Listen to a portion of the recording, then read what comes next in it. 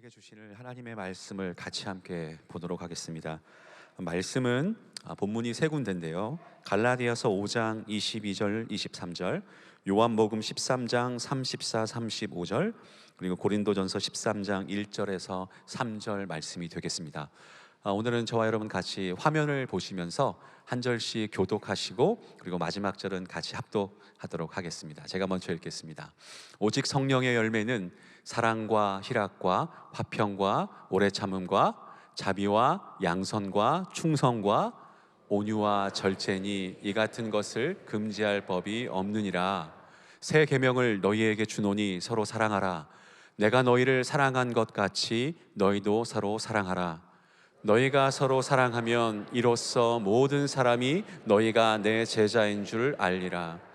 내가 사람의 방언과 천사의 말을 할지라도 사랑이 없으면 소리나는 구리와 울리는 꽹과리가 되고, 내가 예언하는 능력이 있어 모든 비밀과 모든 지식을 알고 또 산을 옮길 만한 모든 믿음이 있을지라도 사랑이 없으면 내가 아무것도 아니요, 내가 내게 있는 모든 것으로 구제하고 또 내 몸을 불사르게 내줄지라도 사랑이 없으면 내게 아무 유익이 없느니라. 아멘. 오늘은 제가 지난주에 한 뉴스 보도에서 접한 댓글을 읽으면서 말씀을 시작하고 싶습니다. 이 댓글은 어느 한 음식점 주인이 남긴 글입니다. 여러분도 접하셨는지 모르겠지만 자신이 운영하는 음식점에서 배달된 곱창이 어느 한 손님이 너무나 냄새가 나고 맛이 없다고 이 쓰레기 봉지에 버리는 것을 이제 사진 찍어서 인증샷으로 리뷰에 올린 그 글에 대한 댓글이었습니다. 주인이 어떻게 대답했는가, 이렇게 그는 말을 합니다. 누구누구님 안녕하세요. 먼저 맛있는 식사를 못 드신 것에 대해 정말 죄송하다는 말씀 드리고 싶습니다. 손님의 리뷰를 보고 어제는 조금 생각이 깊어져 일찍 가게 문을 닫았습니다. 냄새가 난다는 글에 보자마자 주방으로 들어가 다시 구워서 집사람이랑 먹어보았습니다. 아침마다 아내가 매일같이 새로 끓이는 미역국도 먹어보았습니다. 곱창은 냄새 신경을 많이 써야 하는 음식이기에 한 번 삶고 초벌하고 연탄불을 정해진 화력에 맞추어 굽고 잡내 안 나고 불향 좋다는 손님들의 글에 자부심을 느끼면서 정말 신경을 많이 쓰고 있습니다. 50대 후반에 직장 퇴직하고 집사람이랑 사활을 걸고 하는 가게입니다. 그래서 더 열심히 하고 한 분 한 분 정성으로 조리해서 보내드리는데 마음이 참 속상합니다. 오픈한 지 언 3개월째 이런 일도 있고 저런 일도 있었지만 음식이 쓰레기로 버려지는 사진을 보니 오늘은 마음이 무너져 죽을 만큼 힘이 들었습니다. 손님도 얼마나 화가 나셨으면 쓰레기로 버리는 사진을 올리셨을까 싶습니다. 찢기는 마음이지만 그래도 다시 다잡고 우리 손님들이랑 가족들, 손주 생각하면서 열심히 해보겠습니다. 미안합니다. 여러분들도 그러겠지만 저도 한 주를 지나면서 많은 뉴스를 보도를 접하게 됩니다. 옛날에는 다 신문으로 뉴스를 우리가 읽었지만 이제는 인터넷을 통해서 마음껏 어느 신문사도 들어가서 읽을 수 있는 게 아닙니까? 그래서 지난주에도 수많은 뉴스 거리를 보았지만 제 마음에 가장 큰 감동을 준 글은 바로 지금 읽어드린 이 글이었습니다. 우선 감격은 그 음식점 주인의 그 댓글이, 화답이 너무나 가슴을 울리게 하더라고요. 너무나 성숙한 그 댓글에 오랜만에 이러한 댓글을 읽는 것 같습니다. 여러분 아시다시피 인터넷은 우리나라뿐만이 아니죠. 미국도 마찬가지고 세계 어느 문화도 마찬가지인데 인터넷이 이제 일반화되고 사이버 공간이 보편화되면서 그 안에 정말 온갖 비난과 이 입에 담을 수 없는 그 욕까지도 이렇게 막 쓰는 것이 이제는 일반 문화가 되지 않았습니까? 그런데 저렇게 너무나 속상하고 모욕같이 느낄 수밖에 없는, 사실 50대 후반에 은퇴를 하고 아내와 함께 새로 시작한 벤처인 만큼 얼마나 이제 남은 생애에 모든 것을 걸고 운영하는 음식점이었겠습니까? 그런데 이렇게 쓰레기에 버리는 음식을 보고 가슴이 진짜 무너졌을 것 같아요. 그런데도 불구하고 저 정도 배려하면서 절제하면서 그리고 성숙하게 이 회답을 했다는 것은 참 마음을 감동시키기에 충분했습니다. 그래서 이 주인의 회답을 보면서 좀 저의 눈길이 머물렀고요. 또 하나는 또 조금 전에 말씀드렸듯이 이 보편화가 된 악플 문화 때문입니다. 우리나라에는 이 악플 문화 때문에 참 시달리는 사람들이 많아요. 그래서 아이들 중에서 또 연예계에 활동하는 사람들 중에서는 그 악플 때문에 시달리다가 나중에 자살까지 하는 그러한 그 뉴스가 하여튼 계속 끊임없이 우리에게 나타나고 있지 않습니까? 저도 한때 그런 좀 아픔이 있었어요. 제가 이제 2010년도에 하나님께서 이제 할렐루야 교회를 통해 청빙을 주셨을 때 처음에는 전혀 생각을 안 하고 있었고 떠날 이유가 없었기 때문에 확실하게 거절을 했지만 이제 계속 그 청빙이 들어오고 또 기도하는 가운데 하나님께서 움직이시는구나, 하나님께서 부르시는구나, 이 마음의 확신을 갖게 되어서 이제 가겠다는 대답을 드리고 난 다음에는 미국에 있는 그 한인 매체 이게 굉장히 큰 뉴스거리가 되었습니다. 그래서 모든 미국 한인 매체에 이게 이제 실리면서 종교 간의 섹션에 이제 첫 페이지로 실리면서 여기에 대한 댓글이 쏟아지는데 한 3분의 2는 아주 악플이었습니다. 악플이었는데 사실 이렇게 뭐 비판을 듣고 막 흔들리고 막 너무나 다운되고 그런 성격이 아닙니다. 그렇게 예민한 성격은 아닌데 좀 이렇게 긍정적으로 생각하고 또 하나님 사랑으로 다 받으려고 하는데 그때는 솔직히 좀 힘들더라고요. 그리고 마음속에 쓰라린 그러한 글들은 오랫동안 남더라고요. 참 이게 남의 일이 아닙니다. 우리에게도 다 일어날 수 있는 일이 아닙니까? 이러한 그 악플 문화가 이렇게 일반화되면서 그리고 이 기독교에 대한 교회에 대한 그 엔티적인 그러한 인터넷 공격 사이트가 있지 않습니까? 그래서 우리 교회 한 장로님은 오래전부터 이렇게 엔티적으로 이제 교회와 교계를 계속 이렇게 터무니없이 공격하고 있는 그런 인터넷을 이렇게 맞서서 이렇게 막아주는 그런 귀한 사역을 하시고 있는데 하여튼 이러한 일들이 계속 보편화되면서 참 다시 한번 좀 생각을 해봤어요.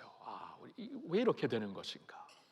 왜 사람들이 이렇게 정서가 메말라가고 이렇게 공격적이고 참 비열적인 말, 그냥 입에 담을 수 없는 말을 이렇게 막 쏟아놓는, 그리고 막 인격을 모독하고 막 죽이는 그러한 일에 자꾸 사람들이 몰두하고 있는가? 다시 한번 생각을 해보게 되었습니다. 여러분, 성경에 이런 말씀이 있습니다. 디모데후서 3장 1절 2절인데요 말세에 이런 일이 있다고 하는데 너는 이것을 알라. 말세에, 그러니까 오늘날을 가리키는 겁니다. 말세에 고통하는 때가 이르러 계속 사람들이 자기를 사랑하며 돈을 사랑하며 자랑하며 교만하며 비방하며 부모를 거역하며 감사하지 아니하며 거룩하지 아니하며, 이 말세가 되면 계속 이런 일이 많아진다고 하십니다. 그러니까 여기에 이제 가장 먼저 쓰여진 것이 자기를 사랑한다. 그러니까 왜 이렇게 정서적으로 메마른가 했더니 사랑은 본질적으로 남을 향한 배려이거든요. 하나님이 우리를 사랑했듯이 남을 사랑하는 것이 사랑의 본질적인 의미인데 말세가 더욱 깊어질수록 점점 그 사랑이 이렇게 변질된다. 완전히 그러니까 자기 사랑으로, 나 사랑 중심으로 바뀌어진다고 하나님은 분명히 말씀하고 있습니다. 그래서 자신을 사랑하기 때문에 돈을 사랑하며 자랑하며 교만하고 비방하고 부모를 거역하고 감사하지 아니하고 거룩하지 아니하는 사회, 그러한 사람들이 점점 될 것이라고, 점점 이렇게 우리의 정서가 메마를 것이라고 성경은 분명히 경고하고 있습니다. 자, 그런 사회에 우리가 살고 있습니다. 그런 사회에 우리가 살고 있는데 하나님은 우리에게, 예수님은 우리에게 그러한 사회에서, 그러한 세상에서 너희는 세상의 소금이다, 너희는 세상의 빛이다라고 말씀을 하십니다. 너희는 세상의 빛이다. 빛으로 되어봐라. 그게 아니고 빛이다. 너희는 소금이다. 그러니까 너희는 좀 다르게 살아야 된다. 이 빛이라는 것은 어두울 때 더욱더 확실하게 빛나는 게 아닙니까? 세상이 점점 자기 사랑으로 정서가 메말라지고 남들을 막 모독하고 죽이는 그러한 세상이 점점 되어가는데, 이게 말세의 징조 중에 하나인데, 그 가운데서 너희는 사랑이다, 하나님의 빛이다. 그 빛을 그러면 어떻게 우리가 보일 수 있는 것입니까? 사랑이에요. 사랑이 이렇게 점점 변질되면서 원래 본질에서 떠나는 자기 사랑으로, 그래서 세상이 점점 살벌해지고 삭막해지는 이러한 그 환경 가운데 너희는 하나님의 사랑으로, 그렇죠? 하나님의 사랑으로 세상의 빛이 되어라 라고 말씀을 하시고 있습니다. 우리가 오늘 본문 중에 하나로 보았던 요한복음 13장 34절 35절의 말씀을 우리 다 같이 다시 한번 읽겠습니다. 새 계명을 너희에게 주노니 서로 사랑하라. 내가 너희를 사랑한 것 같이 너희도 서로 사랑하라. 너희가 서로 사랑하면 이로써 모든 사람이 너희가 내 제자인 줄 알리라. 여러분, 분명히 예수님이 여기서 새 계명을 너희에게 준다 말씀을 하십니다. 계명이라는 것은 우리가 들어서 행할 수도 있고 힘들면은 할 수 없다 놔버릴 수 있는 그러한 요소가 아닙니다. 계명은 반드시 지켜야 됩니다. 계명은 우리가 절대적으로 마음에 품고 살아야 되는 것이 아닙니까? 새 계명을 우리에게 주는데 서로 사랑하라. 이게 내 새 계명이다. 내가 너희를 사랑한 것 같이 너희도 서로 사랑하라. 놀라운 말씀, 내가 너희를 사랑한 것처럼 너희도 사랑하라. 너희가 이렇게 서로 사랑하면은 세상이 이로써 너희가 내 제자인 줄 알리라. 점점 흉악해지는 이 세상에서 이 사랑을 보고 세상이 너희가 내 제자인 줄 알리라. 그러니까 세상이 우리를 보면서 그 아주 훌륭한 프로그램이 있다고, 훌륭한 조직력이 있다고, 훌륭한 일을 한다고 교회를 보면서 임프레스 받는 게 아니라, 너희가 서로 사랑하면은 여기에 진정한 예수 그리스도의 생명이 있구나, 예수 그리스도의 그 성령이 있구나 하고 사람들이 인정을 한다 말씀을 하시고 있는 거예요.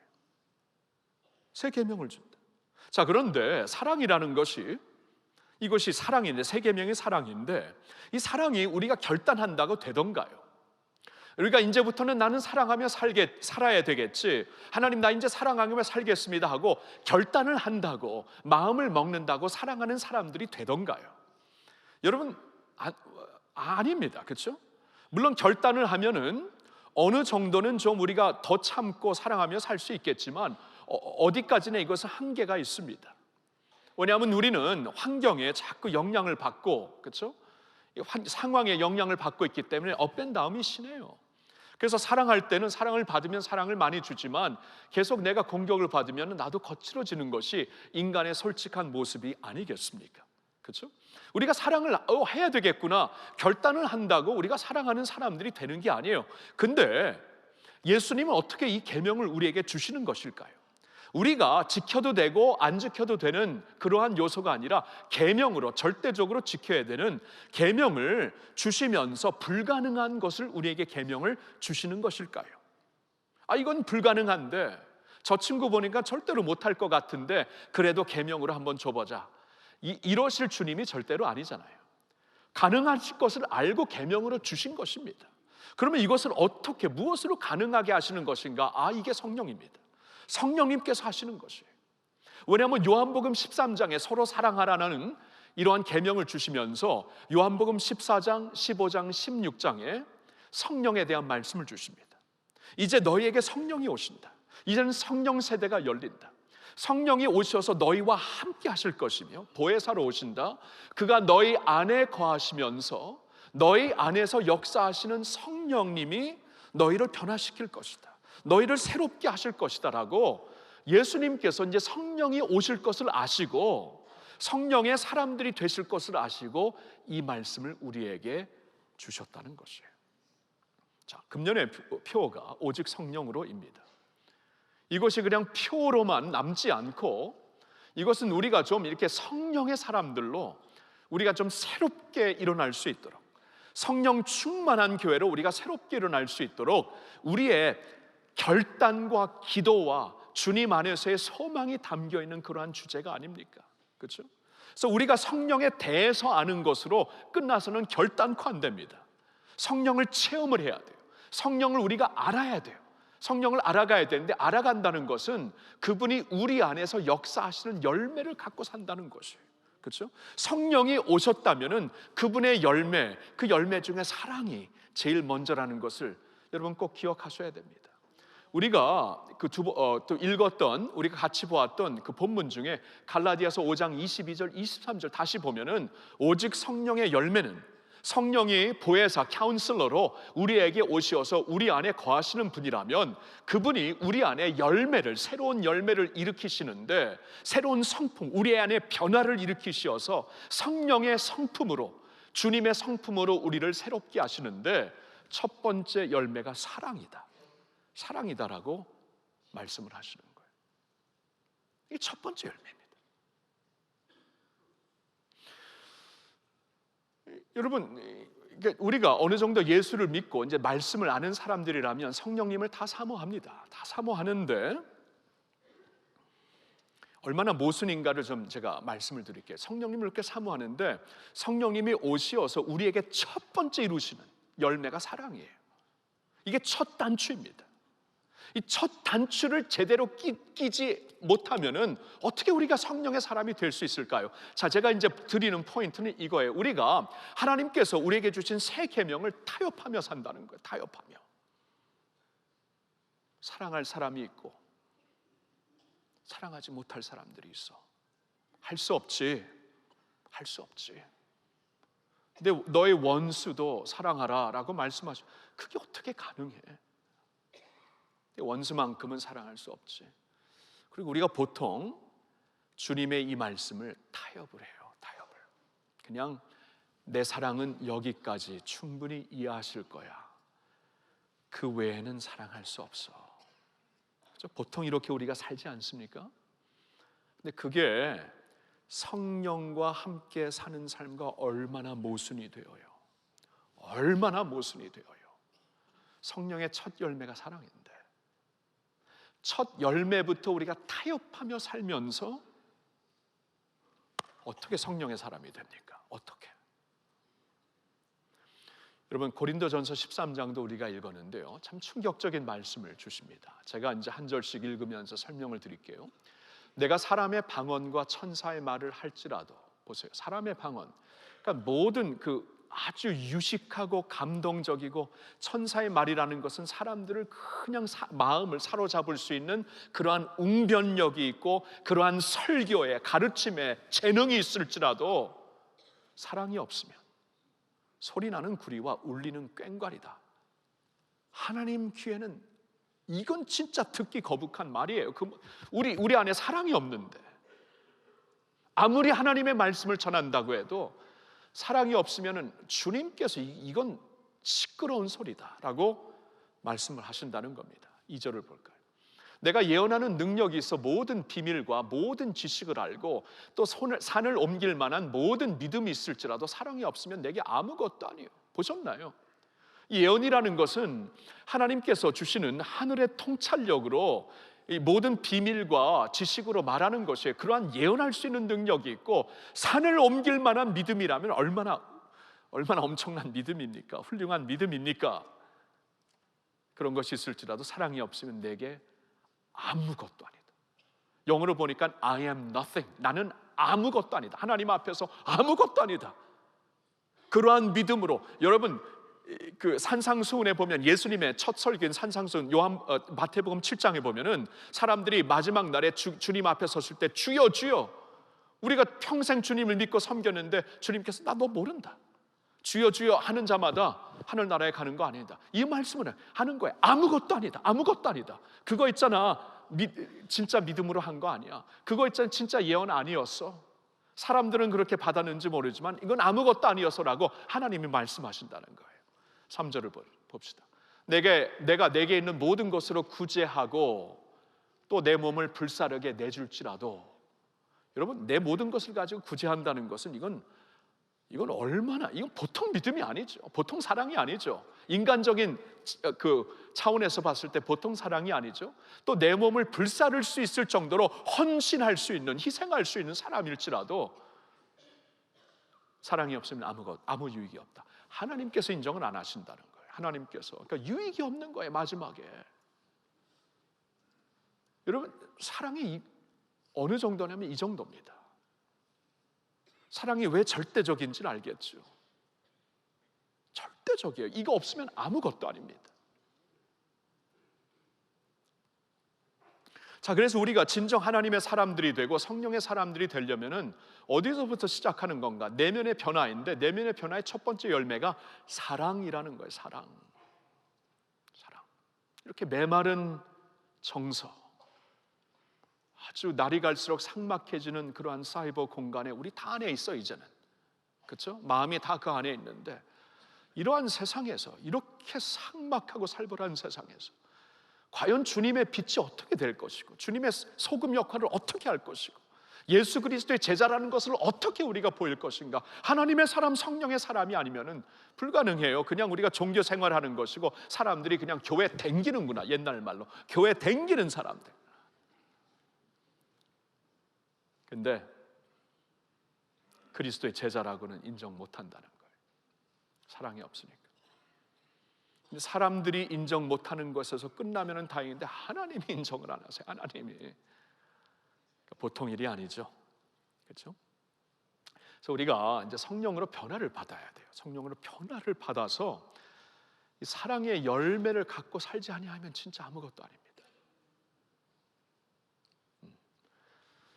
자, 그러면 이제 우리의 노력, 우리의 결단으로 되지 않는 것이라면 이게 지금 어떻게 그럼 우리가 사랑의 사람으로 사랑의 열매를 갖고 살 수 있는 것인가? 자, 그래서 이제 성령으로 돌아와야 돼요. 성령에, 이게 우리의 힘으로 결단으로 안 되기 때문에 이제 성령님이 오시어서 우리 안에 열매를 맺으셔야 됩니다. 그러니까 성령이 우리 안에 내면의 변화를 일으키셔야 돼요. 근데 성령이 우리 안에 변화를 일으키셔서 우리가 진정 사랑하는 사람들이 되려면은 저와 여러분들이 성령 안에 거하는 사람이 되어야 합니다. 거하는 사람, 성령과 동행하는 사람이 되어야 돼요. 제가 거듭 말씀을 드리는데, 우리가 이 성령이 인격체, 살아계신 하나님이시기 때문에, 여러분, 성령은 인격체이시기 때문에 그 성령이 있잖아요. 아무리 우리 안에 거하신다고 해도 내가 그분 안에 거하지 아니하면 이게 상관이 없는 거예요. 여러분, 한번 그 인간의 관계도 한번 생각해 보세요. 이제 부부 사이를 한번 생각해 보세요. 아무리 한쪽에서 이렇게 그 깊은 소통을 하고 더 깊은 차원에서 관계를 가지려고 해도 한쪽에서만 계속하면은 이게 이루어지지 않죠. 그렇죠? 한쪽에서 소통을 하기 위해 계속 이제 마음을 열고 말을 하는데, 다른 쪽에서는 그냥 이렇게 듣질 않아요. 그냥 뭐 듣는 척 하는데 마음으로 전혀 새기질 않아요. 그럴 때가 꽤 있잖아요, 그렇죠? 전혀. 그러니까 소통이 안 돼. 한쪽에서는 아무리 노력을 해도 소통으로 이루어지는 관계가 일어날 수가 없습니다. 그러니까 이 두 사람의 관계가 깊어지기 위해서는 눈과 눈이, 친구와 깊은 관계가 있으려면 눈과 눈이 마주치면서 소통을 해야죠. 마음과 마음을 서로 열어야죠. 내 마음이 그 안에, 그 마음이 내 안에 있어야, 그렇죠? 내 안에 너 있다 하듯이, 그렇죠? 이렇게 옛날 얘기나 하죠. 이제 기억도 안 나네. 하여튼 우리가 서로 이제 마음과 마음을 주고받지 아니하면 관계가 이루어지지 않습니다. 성령님과도 마찬가지예요. 성령님이 분명히 오셨는데, 분명히 오셨어요. 왜냐하면 믿는 자들에게 분명히 오신다 그랬기 때문에, 하나님 말씀 그대로 분명히 오셨는데, 저와 여러분들이 일평생 성령님과 상관없이 살 수 있다는 거예요. 상관없이 신앙생활 할 수 있다는 거예요. 그러니까 아까 고린도전서 13장에서도 보았지만, 일평생 믿음 생활, 구제 생활, 그 가르치는 생활, 뭐 전하는 생활을 하였지만 하나님이 나중에 이건 아무 유익이 없는 것이었다, 이렇게 말씀하실 수 있다는 거예요. 그렇죠? 그러니까 우리가 이제 성령 안에 거하면서 성령의 열매가 이루어져야 이제 변하는 것입니다. 사랑의 사람이 될 수 있는 것인데, 이제 중요한 것이 성령 안에 거한다는 것이에요.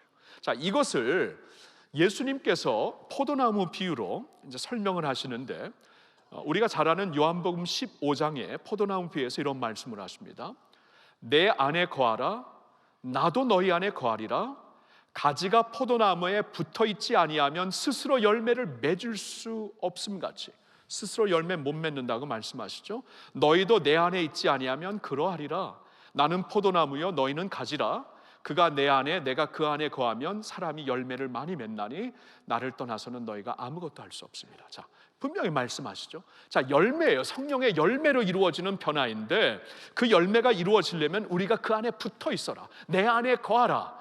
예수님이 오늘날 성령으로 우리 안에 거하시는데 그럼 우리도 그 안에 거해야 된다는 거예요. 거하는 게 중요합니다. 성령이 오셨네 fine 하고 끝이 아니라 성령이 오셨기 때문에 우리가 그 안에 거해야 된다는 것이에요. 자, 그러면 이제 중요한 것이 오늘 말씀을 거두면서 우리가 성령 안에 거한다는 것이 어떻게 이루어지는 것인가, 두 가지를 말씀에서 보면서 말씀을 거두겠습니다. 첫째로는 성령 안에 거한다는 것은 말씀 안에 거하는 것이에요. 말씀 안에 거하는 것. 자, 요한복음 15장에서 계속 보면은 7절에 이런 말씀이 있습니다. 너희가 내 안에 거하고 내 말이 너희 안에 거하면 무엇이든지 원하는 대로 거라. 그리하면 이루리라. 너희가 열매를 많이 맺고. 너희가 내 안에 거하고 내 말이 너희 안에 거하면, 들으셨나요? 우리가 주님 안에, 주의 영 안에, 성령 안에 거한다는 것은 그 말씀 안에 거하는 것이에요. 여러분, 성령님은 진리의 영이시죠. 진리의 영이라고 성경이 가르치는데 진리의 영이라는 것은 말씀의 영이라는 겁니다.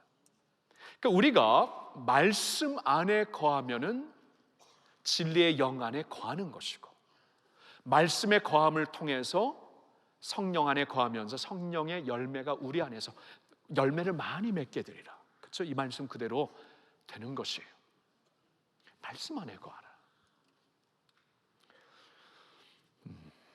여러분, 말씀 안에 거한다는 게 쉽게 생각하면은 말씀을, 성경을 보니까 밥으로 설명을 하십니다. 떡이라 그러죠. 우리나라 번역에는 떡이고 원래 번역에는 빵이에요. 빵. 근데 우리나라에 뭐 지금은 빵이 어느 정도 이제 보편화됐지만 성경이 처음 우리나라 말로 번역됐을 때 빵 잘 몰랐잖아요. 뭐 부티나는 집에서만 그 빵 먹었잖아요. 그렇죠? 그래서 떡이라고 우리 그 선조들이 번역을 했어요. 떡이 그래, 생명의 떡이다. 근데 원래는 생명의 빵이다.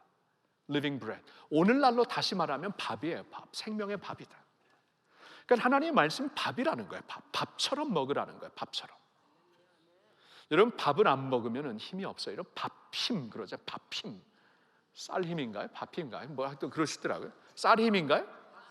밥힘. 밥힘. 밥심? 밥심? 오케이. 밥심. 오케이. 왜 밥심인지는 저는 모르겠는데 미국의 밥 심이라는 친구가 있는데 밥심. 오케이. 이렇게 밥처럼 먹어라. 이런 밥 안 먹으면 기운 없죠. 오랫동안 안 먹으면 살지도 못합니다. 그렇게 먹으라는 겁니다. 여러분, 우리가 먹는 것이 우리의 신체가 되고 우리의 어떻게 보면 기질이 되고 그런 거 아시죠? 그러니까 그 문화를 알려면은 그 문화의 음식을 체험하라. 그런 말이 요새 돌잖아요. 그러니까 음식을 통해 그 문화를 알아가는 거예요. 근데 문화라는 것은 그 문화 안에 사는 사람들의 기질을 말합니다. 기질을 말하는 건 그 사람의 그 성품과 그분의 체질을 말하는 겁니다. 그러니까 밥이 그 정도의 영향이 있어요. 쉽게 말하면 인도인들이 그 카레를 많이 먹으니까 항상 몸에서 카레 냄새가 배어 나오죠. 이건 당연한 것입니다. You are what you eat. 영어에 그런 말이 있어요. 너가 먹는 것이 너다. 그렇죠? 그러니까 카레를 자꾸 먹으니까 이것이 나의 신체에서 냄새가 되고, 신체에서 냄새가 된다는 것은 나의 체질이 되고, 체질이 된다는 것은 나의 기질이 되고, 기질이 된다는 것은 나의 문화가 되고, 그 나라의 문화가 되는 거예요. 그렇죠? 그 양고기를 많이 먹는, 염소고기를 많이 먹는 중동에 가면은 항상 그 양기름 비린내가 나요. 뭐 그럴 수밖에 없죠. 우리나라 사람들은, 우리는 서로 못 느끼지만, 서로 냄새가 나기 때문에 못 느끼지만 김치 냄새, 마늘 냄새 분명히 납니다. 분명히 나요. 이거 우리가 아니야, 우리는 냄새 안 나. 아니야, 나요. 분명히 우리 먹고 있기 때문에. 미국에서 살면서 그런 말 많이 들었어요. 나 전혀 안 나는데 무슨 냄새? 옛날엔 김치, 지금은 김치 좋아해갖고 김치 하면서 막 김치 먹으러 하자 그러는데 김치 냄새 납니다. 그렇죠? Because 먹는 게 우리 자신이기 때문에. 하나님의 말씀이 밥이라는 게 그런 의미예요. 이 밥을 먹으면은 이 밥이 소화가 되고 나의 체질, 세포가 되고 체질이 되고 그것이 기질이 되고 문화가 되고, 예수 믿는 사람들은 그래서 말씀의 문화를 이루고, 그렇죠? 그렇게 말씀을 먹으라는 거예요. 그러니까 말씀을 우리가 밥을 먹듯이 매번 먹어야 돼요. 매번 먹고 말씀을 자꾸 묵상을 하고 내 안에 들어와서 소화가 되듯이, 그리고 말씀을 순종하고 밥심으로 살듯이 우리가 이제 그 하나님의 밥심으로 우리가 사는 거예요. 그렇죠? 이 말씀의 능력으로 사는 것이에요. 여러분, 우리가 이 밥을 안 먹었는데도 배고프지 아니하면 병든 게 아닙니까? 그렇죠? 이 식욕이 떨어지면 굉장히 치명적인 병이 든 거예요. 빨리 병원에 가서 치료를 받아야 돼요. 근데 영적으로는 심각한 병이 들어서 영의 양식을 안 먹는데 배고픔을 전혀 못 느낀다면, 여러분, 우리가 영적으로 병들었구나 이렇게 생각하셔야 돼요. 내가 오늘 말씀을 안 읽었는데, 묵상도 안 했고 말씀으로 살지를 않았는데, 말씀을 5분, 10분, 15분도 생각 안 하면서 살았는데 전혀 말씀에 대한 배고픔이 없으면 지금 영적으로 병든 거예요. 그렇게 생각하시면 돼요. 딱 맞습니다. 그래서 이제 내가 하루에 뭐 3끼, 2끼 이상 안 먹으면 못 사는 것처럼 하나님의 말씀을 이렇게 1번, 2번, 3번, 적어도 우리가 밥을 먹듯이, 그렇죠? 밥 빨리 먹는 사람 뭐 20분이면 끝나는데, 그렇죠? 그럼 하루에 한 20분을 3번이라도 말씀을 좀 묵상하면서 말씀을 붙잡고 기도하면서 살지 아니하면 우리가 하나님의 밥을 먹으면서 사는 사람들이 되지 못해요. 하나님의 밥을 먹으면서 말씀을 먹으면서 살지 못하면 그 안에, 성령 안에 거할 수가 없고, 그래서 성령의 열매는 우리 안에서 맺어지지가 않는 것입니다. 자, 그래서 이번 한 해 동안 우리가 성령의 열매, 사랑으로 시작되는 것이라면 이제 이렇게 보셔야 돼요. 오직 성령으로 한 해를 시작하면서 한 해가 끝나면서 우리가 돌아볼 때 내가 1년 동안 더 사랑하며 살았나. 처음의 열매, 첫 열매가 사랑이라고 하니까 우리의 기준을 1년 동안 성공적으로 살았나, 인간답게 살았나, 하나님의 사람답게 살았나, 무슨 기준으로 나를 평가할 것인가? 제일 먼저 무슨 기준? 사랑이에요. 사랑. 내가 더 사랑하며 살았는가? 더 깊이 성숙하게 사랑하며 살았는가? 그렇죠? 다른 게 성공이 아닙니다. 사랑하며 사는 게 성공이에요. 이게 성령의 첫 열매이기 때문에. 자, 이 열매는 하나님의 말씀, 밥을 먹으면서 우리가 주 안에, 성령 안에 거하면서 맺어지는 것입니다. 아멘입니까? 자, 두 번째로 이제 중요한 것은 하나님 사랑 안에 거하는 것이에요. 하나님 사랑 안에. 자, 요한복음 15장을 계속 보면은요, 9절에 이런 말씀이 있습니다. 아버지께서 나를 사랑하신 것 같이 나도 너희를 사랑하였으니 나의 사랑 안에 거하라. 자, 예수님께서 내가 너희 안에 거한다, 너도 나의 안에 거하라. 근데 나의 안에 거하라는 것을 여기서 구체적으로 설명을 하세요. 나의 사랑 안에 거하라. 그게 내 안에 거하는 것이다. 그 무슨 말이냐 하면 주님의 사랑을 우리가 이렇게 묵상하면서 사는 거예요. 사랑, 내가 이렇게 사랑받는 사람이구나. 하나님 너무 감사합니다. 너무 감사합니다. 어떻게 이렇게 좋으신 하나님이 되실 수가 있어요. 이렇게 좋은 음식도 먹게 하시고 아직도 입맛이 살아있고 감사합니다. 감사합니다. 사랑하시는군요. 감사합니다. 내가 이렇게 숨 쉴 수 있고 이렇게 예배할 수 있고, 여러분 이렇게 자유롭게 예배할 수 있는 나라 다 있지 않습니다. 세상이 다 그렇지 않아요. 자유가 주어져서 이렇게 마음껏 우리가 예배할 수 있는 것입니다. 우리에게 자유를 주셔서 감사합니다. 그렇죠? 하나님 우리를 이렇게 사랑하시는군요. 이렇게 생각을 하는 거예요. 묵상을 하는 거예요. 여러분 다윗을 생각해 보면은 다윗이 참 그 하나님의 마음에 합한 자, 성경에서 참 성령 충만하고 하나님의 마음이 가 있던 자 한 사람을 뽑으라 그러면 다윗을 뽑지 않습니까? 하나님께서 내 마음에 합한 자다 말씀하실 정도로. 근데 다윗이 어떻게 해서 이렇게 하나님의 마음에 합한 자가 되었는가? 묵상을 해보면 할수록 다윗은 하나님의 사랑을 늘 이렇게 만끽하며 이렇게 묵상하며 살았던 것 같아요. 여러분 다윗의 인생이 항상 꽃피는 인생 아니었어요. 진짜 우리의 인생보다 더 힘들고 정말 더 이렇게 사망의 음침한 골짜기를 다니는 인생이었습니다. 그런데 그런 가운데서도 항상 하나님의 사랑을 만끽하며 살더라고요. 시편 63편을 보면은 유다 광야에서 쓴 시편이라고 이렇게 제목에 나와 있습니다. 유다 광야에서.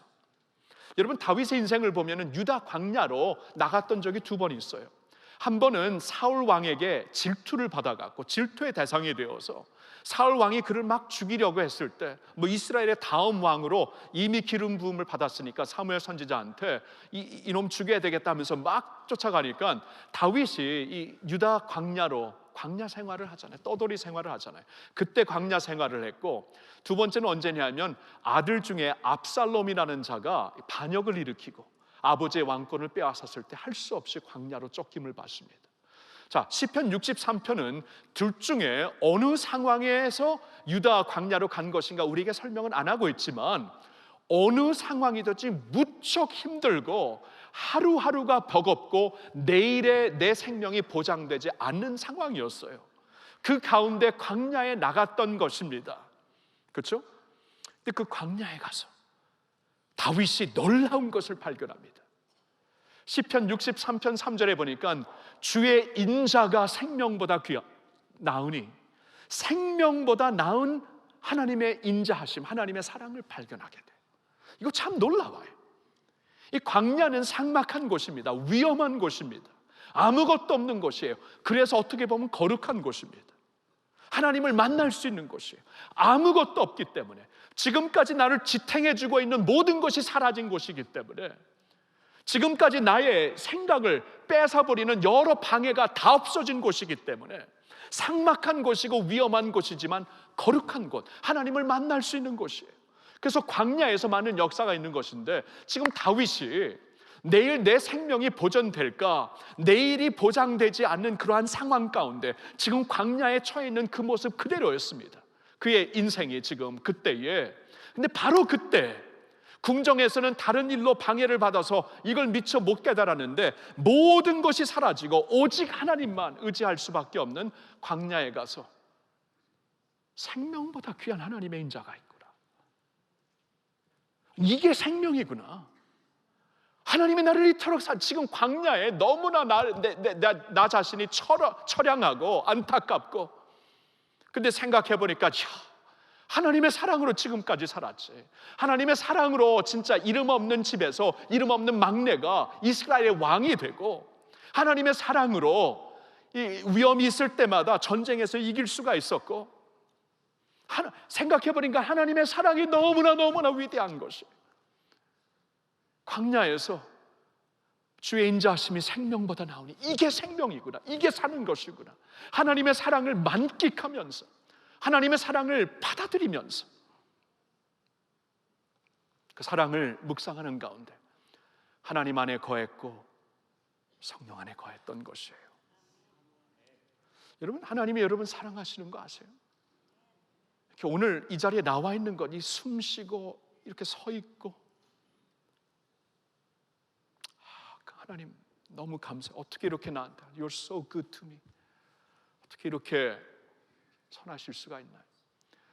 지난 한 주는 저한테 굉장히 좀 신체적으로 감정적으로 굉장히 피곤했어요. 이 특세가 끝나면 항상 그 다음 주가 힘들어요. 저한테는 너무나 탈진이 돼서 그런지 이렇게 육신적으로 정신적으로 많이 피곤하니까, 그러니까 감사가 사라지고 그리고 자신감도 없어지고 막 그렇게 되더라고요.